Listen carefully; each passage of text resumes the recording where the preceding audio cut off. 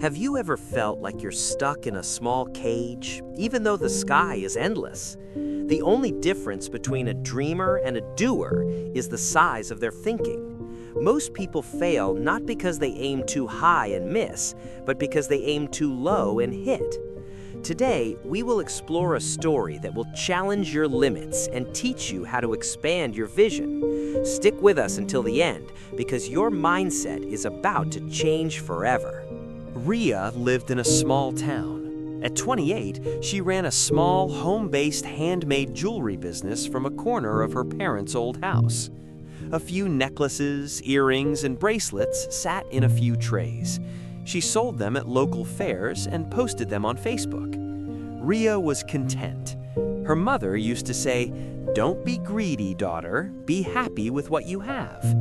Riya had learned that staying small was safe. If you dream big, you fall hard. Customers would ask, "Riya, why don't you open an online store? Your designs are amazing." Riya would just smile. "Oh, I keep it small. Growing bigger means more trouble."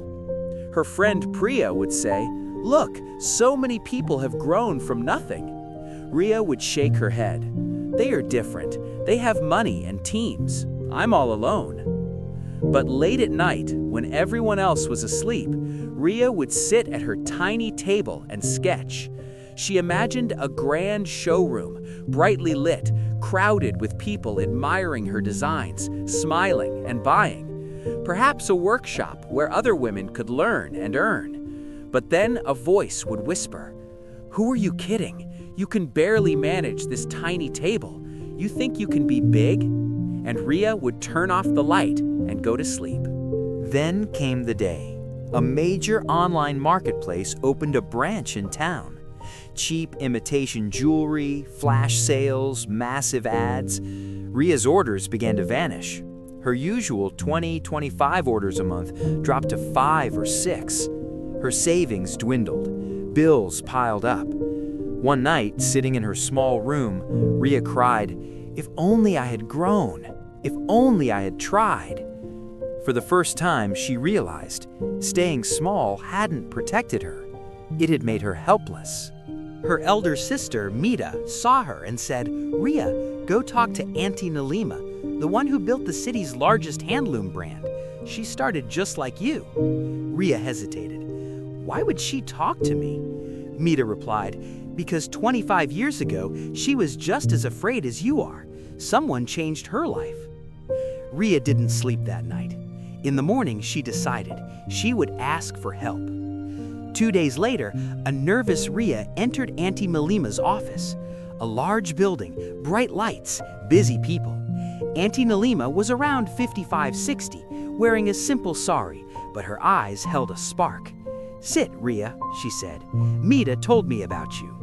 Riya confessed, "Auntie, my business is dying. I can't do anything big. I'm just not that kind of girl." Auntie smiled. "I used to say the exact same thing." She led Riya to the window. "Look at that building in the distance. 25 years ago, that was a tiny shack. I stood there and said, 'I will build something here.' And I did." Riya asked, "How?" Auntie took 2 containers, a small glass and a large pitcher. She poured water into the glass and said, "This is small thinking. The water fills up instantly. It's safe, but it cannot expand." Then she poured that water into the large pitcher and filled it to the top. When you think big, the same effort yields so much more. Your small table is not your limit, Riya. Your thinking is your limit. The question isn't, "Can I?" The question is, what happens if I stop saying I can't? Something shifted inside Riya. She asked, "But what if I fail?" Auntie replied, "If you fail, you learn. If you don't try, regret will haunt you forever."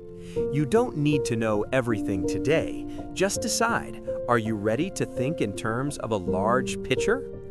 Riya returned home and stayed up all night planning with Mita. It wasn't just about saving the business, it was a transformation.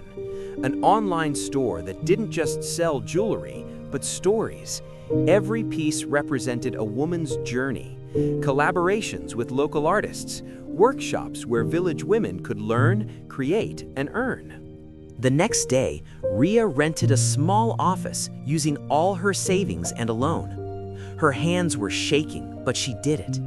The first month was brutal. The website crashed, orders were low, but Riya reminded herself, water fills the large pitcher. She kept going. Gradually, people came. They said, "This isn't just jewelry, it's a dream." Women joined her workshop. They began to earn. A community was born. 6 months later, Riya's brand spread beyond the city. She invited Auntie Nilima. Auntie saw the bustling workshop, the laughter, and the dreams. With tears in her eyes, she said, "You didn't just save a business, you've changed the lives of so many women." Riya replied, "You taught me that the size of my life is the size of my thoughts. I used to live in a small glass. Today, I have the whole picture." Today, Riya mentors 5 young women. Whenever they bring her small plans, she asks, "What happens if you stop saying, 'I can't'?" Friend, Riya's story isn't just about business. It's about every dream you've shrunk out of fear, every goal you've minimized out of doubt. The truth is, your potential isn't the problem. Your thinking is. Remember these 3 things. The size of your thoughts determines the size of your results. You don't need to know how today, just believe it is possible. The regret of not trying hurts more than the sting of failure. Now here is your challenge. Think of one area in your life where you are thinking small. Career, business, dreams, or relationships. Ask yourself, if I knew I couldn't fail, what would I do? Write it down, make it big, make it brave. Today, you can put down the small glass and pick up the large pitcher. If this story touched you, like and share it with someone who needs permission to dream big. Tell me in the comments, what is the one big thing you will no longer keep small? Which dream will you chase with everything you've got? Let's build a community of people who reject small thinking. I'll be back next week with another story. Until then, remember, your life is as big as your thoughts. Stop asking, "Can I?" and start asking, "What if?" The picture is waiting.